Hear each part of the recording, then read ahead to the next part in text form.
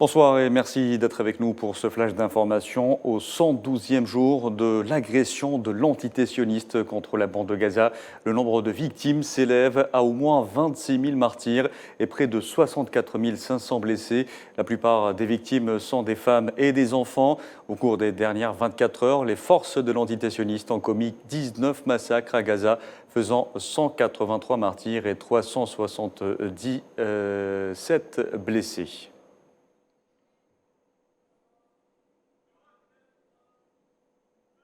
Et après 2 semaines d'attente, la Cour internationale de justice a annoncé ce vendredi ses décisions dans le procès historique intenté par l'Afrique du Sud à l'entité sioniste. En somme, la CIJ a ordonné à l'entité sioniste de garantir en urgence l'acheminement des aides humanitaires, de sanctionner les responsables sionistes incitant à des actes de génocide et de cesser de cibler des civils et des infrastructures de base.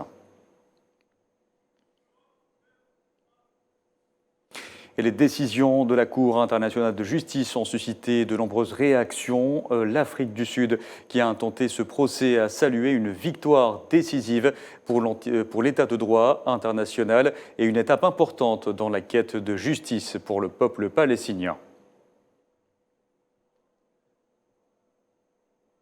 Et le chef de la diplomatie palestinienne, Riyad al-Maliki, a pour sa part salué les décisions de la Cour internationale de justice, affirmant que les juges avaient statué en faveur de l'humanité et du droit international et tout en appelant tous les États à veiller à ce que toutes les mesures provisoires ordonnées par la CIJ soient mises en œuvre, étant des obligations juridiques contraignantes.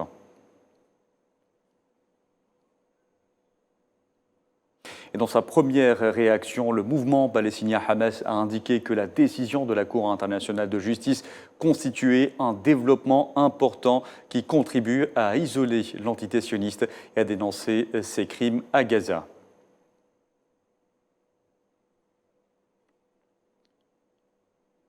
Et l'Algérie a aussi réagi aux décisions de la Cour internationale de justice, affirmant avoir pris connaissance avec intérêt du prononcé de la Cour quant à la requête déposée par l'Afrique du Sud contre le génocide commis par l'entité sioniste à Gaza, ce qui témoigne, selon Alger, de la justesse de l'initiative du président Abdelmadjid Tebboune, premier chef d'État, à appeler à une saisine massive des instances juridictionnelles internationales. Ainsi, l'Algérie considère que le prononcé de la CIJ annonçait le début de la fin de l'ère de l'impunité dont l'occupation israélienne a longtemps tiré profit pour donner libre cours à son oppression du peuple palestinien et à la répression de l'ensemble de ses droits légitimes.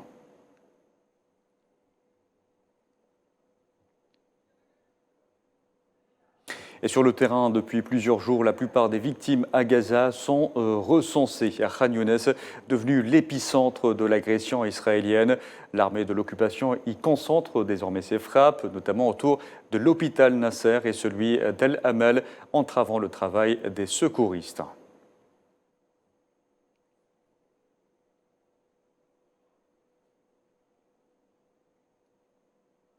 Et dans ce contexte, le chef de l'OMS, Tedros Adhanom Ghebreyesus, a appelé à un cessez-le-feu à Gaza, jugeant d'atroce et infernale la situation dans l'enclave palestinienne. Le responsable de l'OMS a par contre averti que davantage de personnes mourraient de faim à Gaza.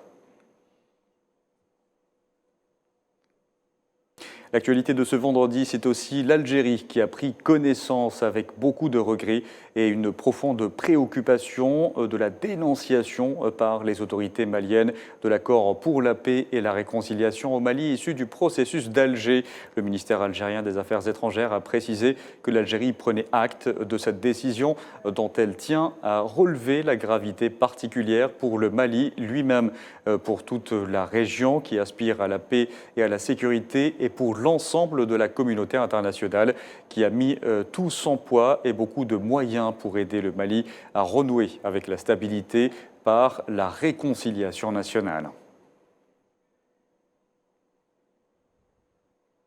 Voilà, c'est la fin de ce flash d'information. Merci à vous de l'avoir suivi.